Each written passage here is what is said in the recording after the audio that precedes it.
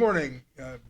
My name is Bill Martin. Welcome to Think for Yourself Clubhouse, a conversation today. Today's date is February 22nd, 2025.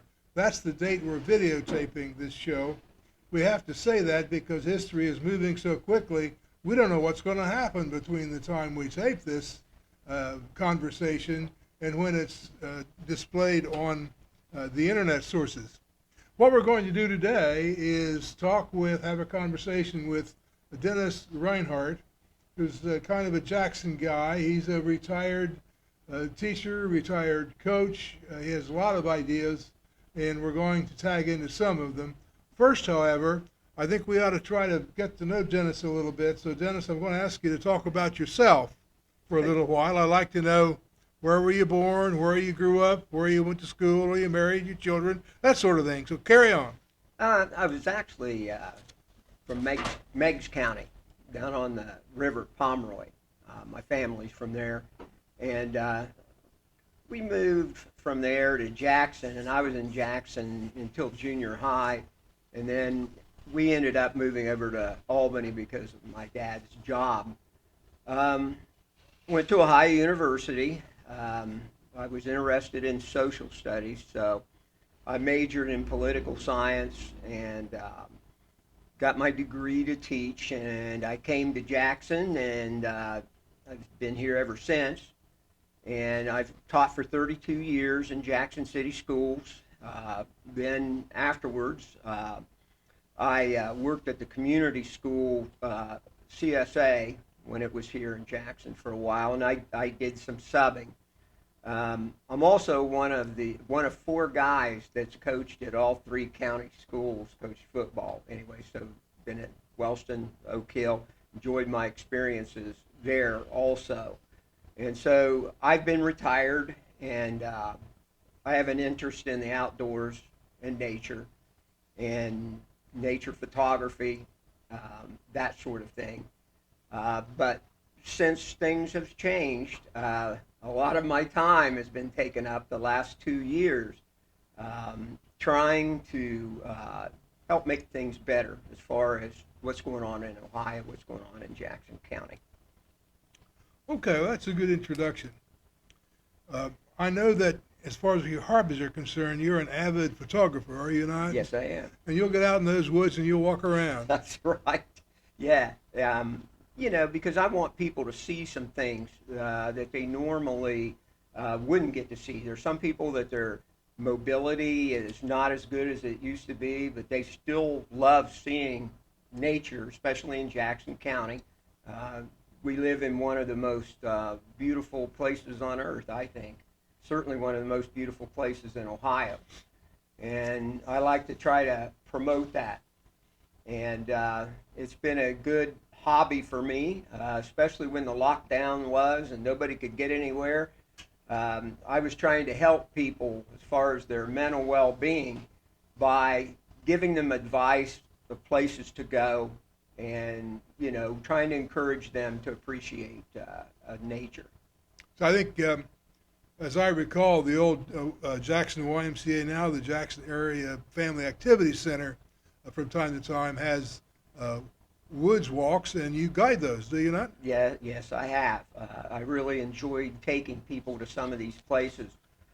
We went into Vinton Furnace State Forest.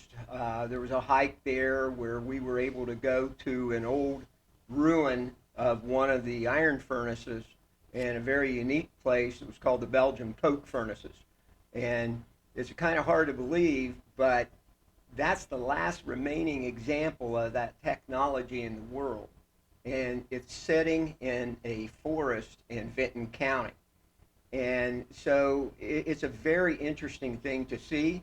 It's amazing as you walk along, you'll see pieces of it, stone, that have numbers on it. They actually put that thing together like it was some sort of a puzzle or whatever, paint by numbers. They constructed that thing. So we went on a hike to there, and we went on a couple hikes to one of my most favorite places around here, Colton Wildlife Area, to view two beautiful waterfalls there. And, hopefully by doing those things, people gain an appreciation. I want young people especially to get appreciation for nature. I don't think they understand what peace of mind they can get from that, and what an interesting thing it is to be able to walk out in the woods and to see some of the things that you can see. We get so tied down to our technology, our phones, our video games, but I think basically inside, everybody has that need to be outside. And hopefully, some of the stuff I've done has encouraged that. Also, you and I are both interested in one of the parklands in Jackson County, which is the Lake Catherine State Nature Preserve. That's an Ohio state nature preserve, and a little known, but it's one of the foremost wildflower viewing areas in the state.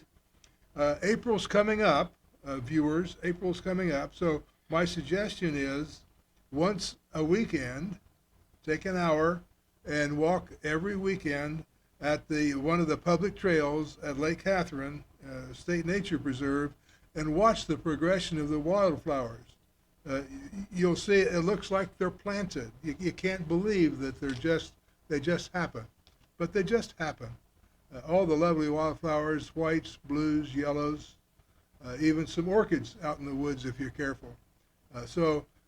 And you can watch this progression from mid-March it starts to late April is the best time. So that's kind of a helpful hint there, right along the lines that Dennis has been talking about. Now, Dennis, one of the items that I know is upmost in your mind is public education, having been a teacher, having cared about teaching and what teaching does and public school education does with young people. I'd like to talk to you a little bit about that today. I know you're passionate about the value of sports and team play for children. You want to spell that out a little bit? I've heard you talk about, for example, your daughter benefited from sports. Yes. One of the things that people don't understand, they just see what's on the playing field or what's on the track. But it's also the interaction between you and these kids. And, for example, some of these kids, they don't even have somebody come and watch them compete. But you end up being kind of the adult figure for them, and they would not be able to have that, and they really rely on you. I had a kid one time, and he came to me, and I mean, it was just like his girlfriend had broken up with him and gone off with his best friend. So instead of going to his parents and talking about it, he came to me to talk about it. And I, told him about, hey, you got a lot of life to live, and you're not going to be here. You're going to go away to college, and it seemed to have helped him. For girls, especially too, people don't understand that for girls in sports, it gives them confidence. It gives them the ability to say, I value myself. I don't need somebody else's approval to think myself that I'm worth something. And, it teaches them confidence also. I know my daughter coached her in track, and it developed a work ethic in her that carried on even to this day. And she's working on her PhD now, But just so many examples over the years of the kids that I've had and the relationships that I've developed with them. And sometimes later on, even as adults, I'll run into them and we'll talk about things. So there's that aspect of sports that people do not get. And kids need to have interest, okay? They need to have something to do, something that's worthwhile, something that they can feel that they've achieved something. In a team sport, working together as a team, there's a lot of lessons to be learned in that carry on later on in life. So athletics is more than just Friday night on the field and the fans cheering and everything else. It's the interaction between the coaches and their athletes and what those kids get out of it and how it stays with them the rest of their lives. and the athletes among themselves. Yes. Yeah. Yes. I'd like to draw a more general picture and pull out the focus a little bit back from sports to public education generally. I've often said that one of the values, positive values of public education is that you throw a bunch of kids together in different circumstances, different sorts of people, different personalities, and they have to work all that out.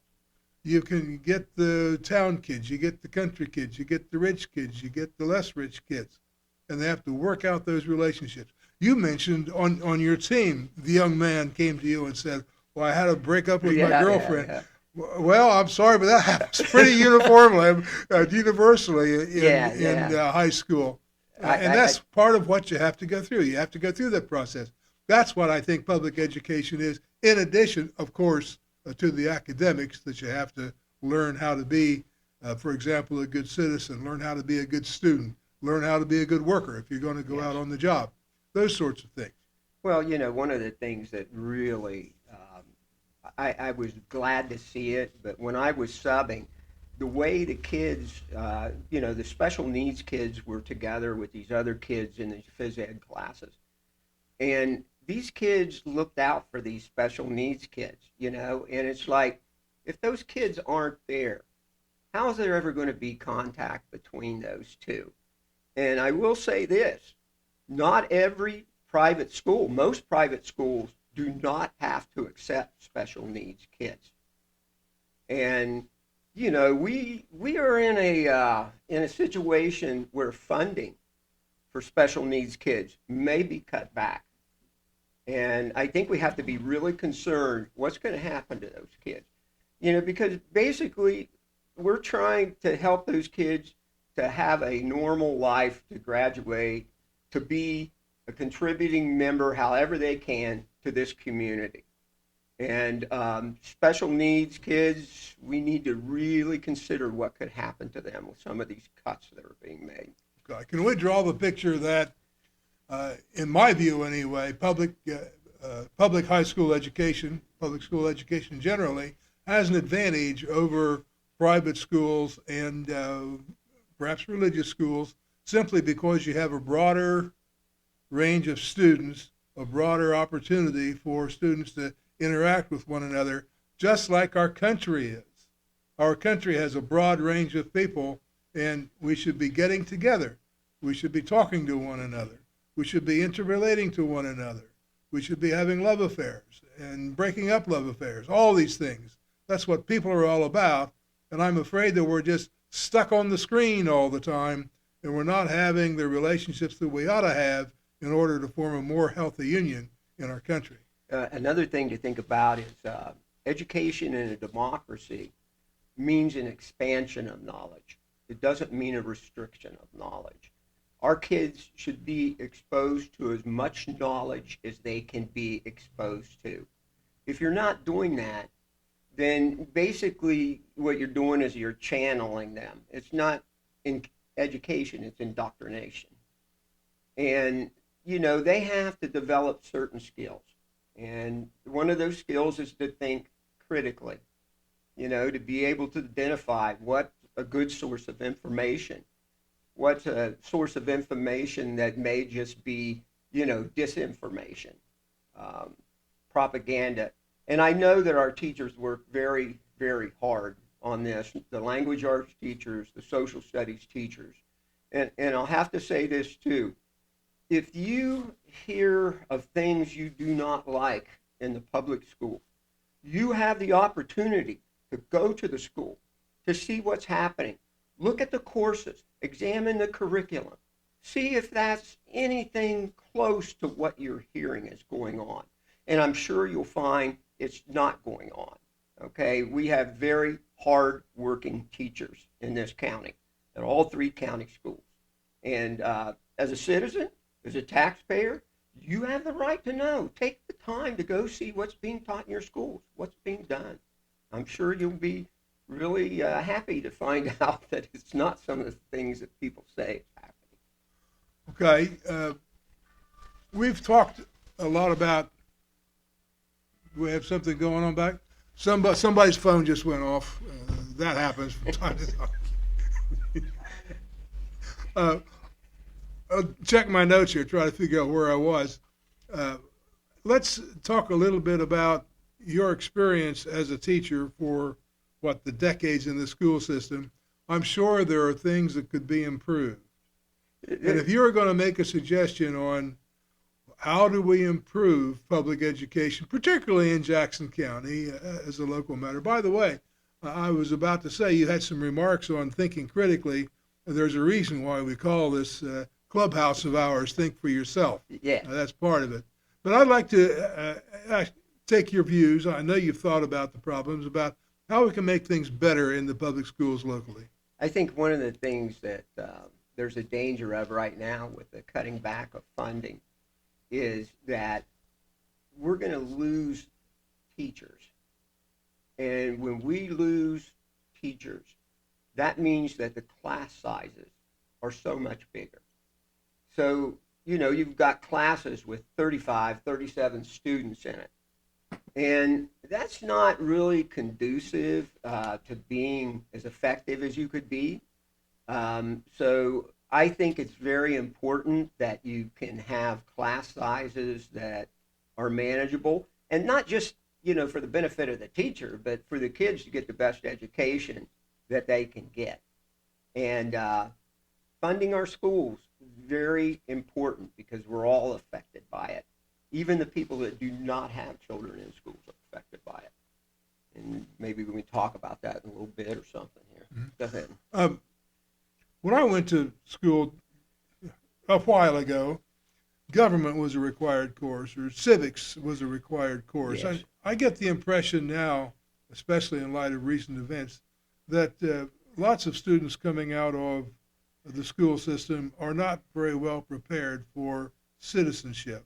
Don't have a good sense of how government works, for example, 3 branches of government, how the branches of government interrelate, that sort of thing. What's your view of that, Dennis? I think that there needs to be a better job of kids learning that they need to be engaged with government. And that goes for adults also. Kids graduate, they become adults. We're not as concerned and engaged. I think that our students need to know that they kind of have a responsibility to do that, and not just at election time. One of the things that I'm finding is that young people are not participating. And I wish I knew the way to get young people involved, because, it's their future. Okay, they're the ones that are going to face some of the problems. Bill and I, we won't be around. We'll be long gone. But you and your children, you're the future, and you should be concerned about your future. You should be wanting to, tell people what you think is important. You should think about what's important. And I think in school, that foundation for that needs to be laid more. We need to look at government as something more than, okay, I'm going to learn the 3 branches, this is this responsibility and that. They need to see it as a living thing. They need to see that it affects their lives, and they need to learn that they need to be involved. I think that's the biggest thing. A lot of what we'll be doing, we hope, in this podcast series is to look at the effects of government on local lives, and we're finding that there are lots of different effects, many of them not so good, and we're going to try to spot some of those and discuss them. By the way, Dennis, since you're talking about it, if we go back to school financing a little bit, I do have some numbers. Fair warning to everybody out there, this is going to be dry for about 2 minutes, but bear with me. I think the numbers are pretty convincing. This is a report February 19th. This will be Governor DeWine's budget. The budget is what he wants the legislature to spend money on. The plan proposes to spend $23.4 billion on education of all kinds in the state of Ohio.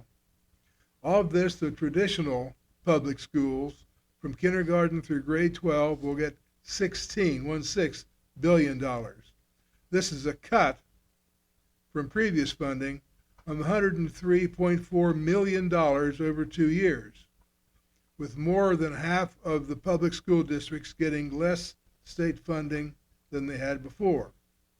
Now, the contrast is that the state's 5 voucher programs will get an increase of $265.4 million over 2 years.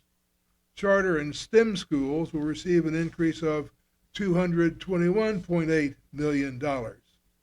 So what that means is, and it's quite plain in the numbers, this means that public schools, traditional public schools, will get less money, and private, parochial, charter, and STEM schools will get a good deal more money, so that the total spent on education actually increases, but the amount spent on traditional public education will decrease. Well, what effect does this have on us in Jackson County?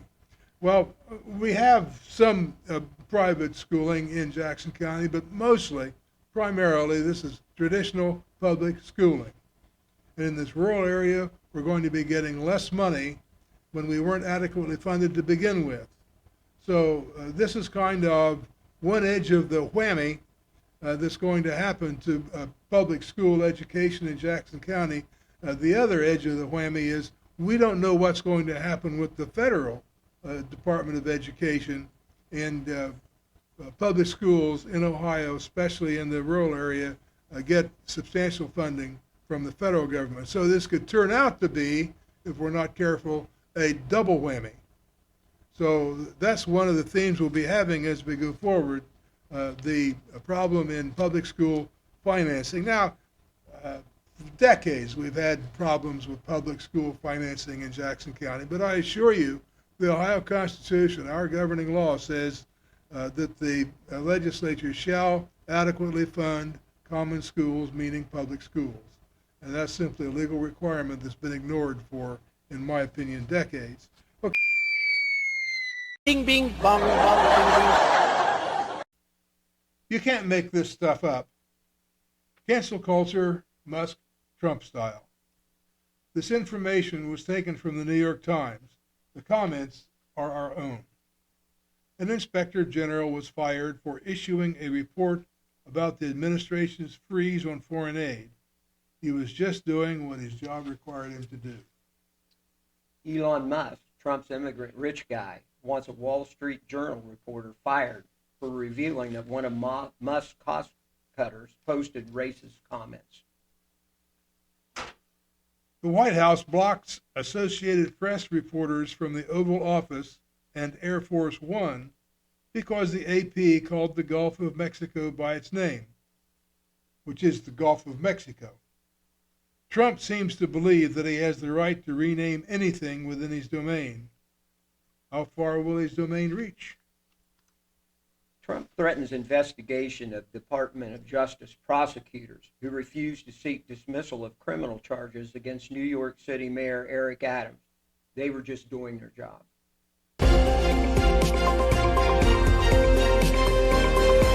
I wanted to talk a little bit about some of your other interests. You have an interest, I believe, in a park district? Yes, a county park district. And what that would mean is that the people of Jackson County would be able to get areas of the land that would belong to all of us forever within the county. And the parks districts, the surrounding counties have them, and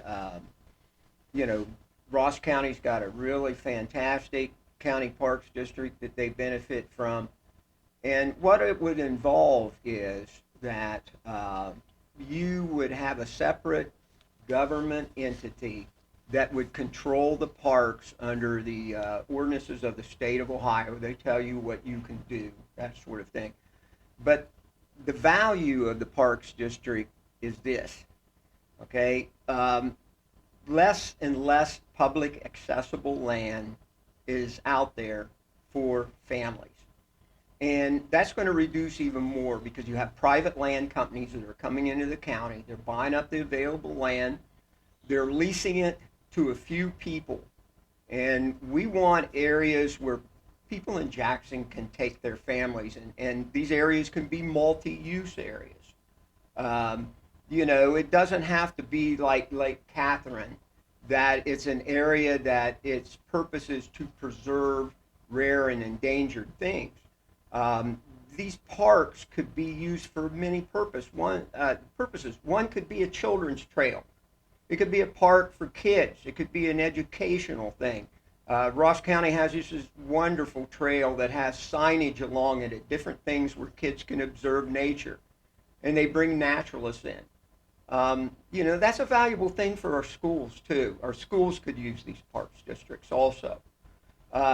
Another thing that's of interest that I think is very important is access for handicapped people, disabled people, whether that's someone's parents or people with disabled children, that we should have something that is a beautiful place that people could take their wheelchairs to see, and that would accommodate them so they would be able to get some of the same benefits that people who are not disabled could have.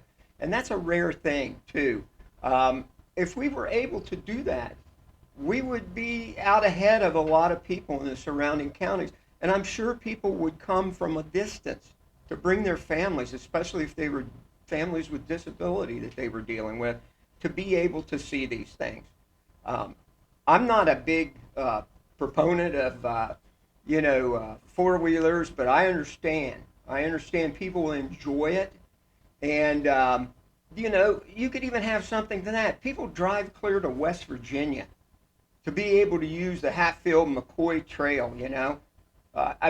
wouldn't it be nice if we could have something like that in Jackson County where people wouldn't have to plan such a big trip? In the afternoon, they could go out and they could enjoy themselves in some place like that. So it's a benefit. Another thing of it is it's good for all of us. It's something that we could all benefit from. It's something we can all work together on. And there's very few things that we want to work together on, or that we have the opportunity to work together on, no matter who we are, what our political ideology is, or whatever. This is something that the county and everybody in it could fall into together and to work on. The last thing I want to say about it, it's also conducive to partnerships, working with the schools, like I said. But also, kids have graduation requirements where they have to do community service. The parks would be a place where they could fulfill a lot of those requirements. Service organizations, partnerships with them, partnerships with the schools. Also, there's even the remote possibility you could work with the sheriff's office, the jail, the correctional facility, whatever. And I often see people out along picking up trash along the road, the trash crews, which is a wonderful thing. But if they could do work in the parks, there are things that need to be built. And maybe if you could have a contractor that could show them how to do these things, then, they learn some skills. So when they leave jail, they've served their time. They've got some marketable skills that they would have to find employment. There's a lot of possibilities with this. And to me, a lot of it's all, positive. Very few drawbacks negative. Now, in order for this to happen, there's two ways that it happens. Okay, one way is that it happens is you go to the county commissioners, and the county commissioners sign a resolution. You take that to the probate judge, and you have people on a board. He okays the people from the county park board. He okays your bylaws, and then you have the basic foundation for that set up. Dennis, what we're talking about, I think, as you and I have discussed it before, it would be the area which is the same area as the county. Yes. The same boundaries as the outside boundaries of the county, and that the county commissioners can actually make this resolution to encompass a district for the entire county. And it's a political subdivision all on its own, that it has certain very limited powers, but among other things, it can own land. Is that right? Yes, and one of the important things, I had talked to the commissioners twice about this. And I understand there's no money. I mean, right now, there's no money. I understand that. But we have opportunities for donated land, free land sometimes. People, leave it in a will or whatever to us, or groups like the Nature Conservancy can do things like that. If you have the basics set up, then we could have land. The people of the County of Ohio could accept land. Now, it wouldn't have to go beyond that for right now. Now, how much would you pay the commissioners? Would this be a big money-making thing for the commissioners to get a soft, cushy job? Or would they be volunteers? Well, that would have to be decided, but really the county commissioners would not be responsible for it unless it was decided that there was money in the budget for this. In the past, it's been started with grants that have financed it to start with. And people hate, I know people hate tax levies, but if these parks could prove their worth to the people of Jackson County, then they might be inclined to support a park system.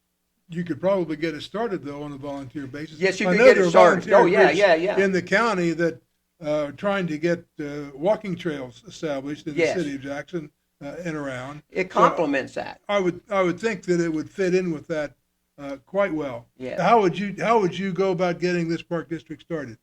Well, the other way is to get signatures on a petition, but we would need 7,000 signatures, and then the commissioners would not have to be concerned or be involved with it.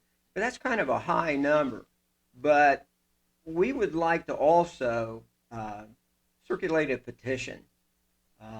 So sometime in the future, you might see somebody coming up and saying, hey, this is a petition for the Parks District. And what that would enable us to do is to have face-to-face talks with people, and especially young families with children and stuff, and explain to them exactly how their families would benefit from the Parks District. That would be my one way of doing something to promote it.